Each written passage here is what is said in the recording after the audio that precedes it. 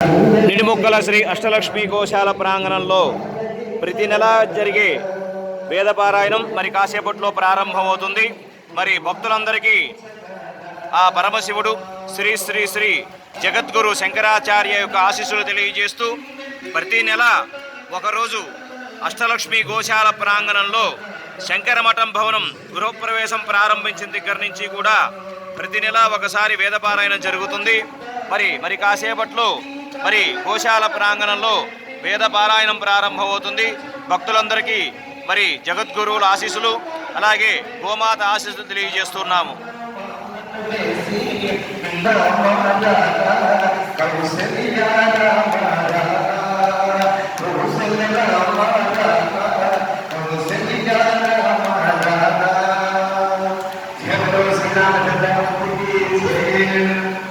సకల తీర్థ దేవతా ధర్మస్వరూపిణి గోమాత ఆశీస్సులు తెలియజేస్తున్నాం అందరికీ.